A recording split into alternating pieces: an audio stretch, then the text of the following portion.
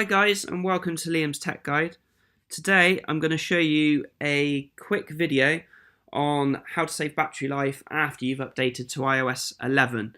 I've had a lot of people come up to me and ask me what they can do to save their battery life on iOS 11, because since they've done it there does seem to be a battery drain problem with a lot of phones and a lot of iPads of the older generations. So this is just going to be a quick video on some tips and tricks that I've picked up to save on battery life. So first of all, we are going to shut down the background app refresh. What this effectively does is stops apps from refreshing in the background and pushing through stuff such as adverts, notifications, and any alerts that they want to give you. So to do this, you need to go into Settings, you need to scroll down to General, and then you need to scroll down to Background App Refresh. So as you can see, I do have the background app refresh on, but what you can do is you can limit it per application by using the sliders. So you can see I do have a few on here. I do have Dropbox because I like that to refresh in the background. I have Facebook and I have a few other things, Google Maps, Instagram, etc. But if you want to save your battery life, you can flick them off in accordance to what you find not that necessary to have pushed through all the time. And it's also a good way to have a little bit of a sort out, because there's no point in having adverts from people like such as Funky Pigeon on here. All that does is it refreshes the background application service to push through any adverts that they have for you that you don't necessarily want to look at.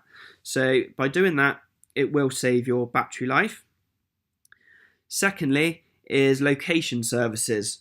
And to do this, to turn this off, is a good way to save battery life.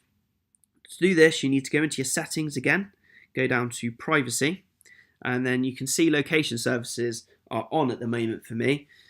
So to edit this, you need to click on location services, and you can turn all the location services off at the top. Or again, you can go through each app and you can change it to never use your location services, or to use your location services whilst using the app, which is what I do recommend for apps such as Google Maps, Facebook, etc. Because location services uses your data and your battery to find your location to help you use the app. So obviously with Google Maps, it helps you find directions from exactly where you are. Or with Facebook, if you use the check-in service, or you want it to pinpoint where you are when you take a picture, then this is the setting that it uses. The problem is that a lot of apps use it in the background even when you're not using the app. So it's a good idea just to go through this list and turn them on and off when you want to use them. As you can see, I'll use Facebook here as an example. You can either have it as always, so it always uses your location services even when the app's not open. Or my recommendation, you can do it whilst using the app, or you can turn it to never, so it never finds your location service. But you will have to go into settings each time that you want to check into somewhere to use location services. Okay, my third tip is a lot of people use Control Center by flicking up from the bottom. As you can see, you've got Wi-Fi and Bluetooth. In previous iOS versions, you would just need to flick off Bluetooth and that would turn off Bluetooth completely.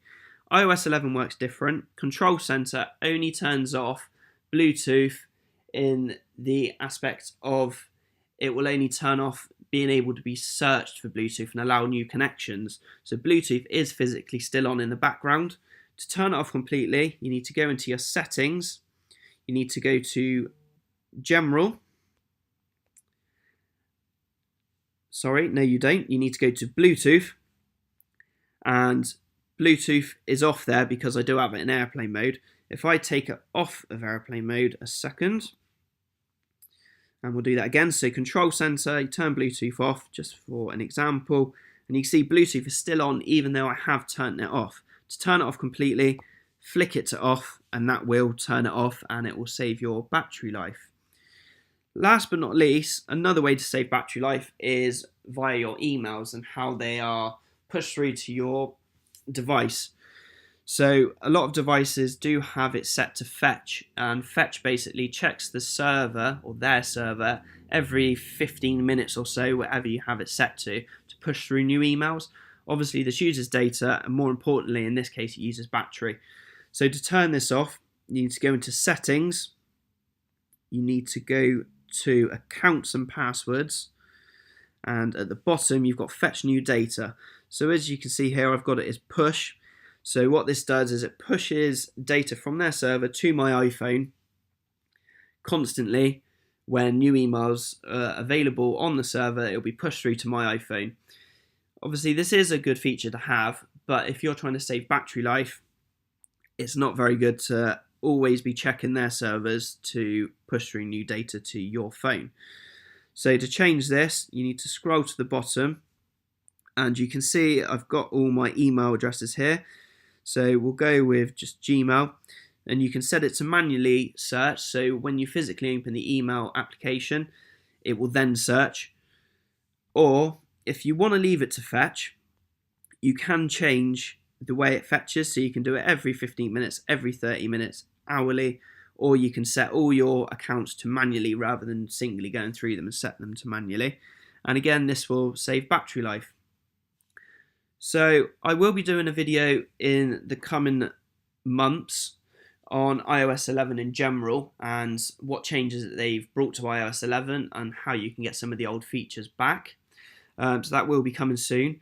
If you like this video, then please give me a like rating and consider subscribing to my channel. And thank you for watching. I'll see you in the next one. Cheers.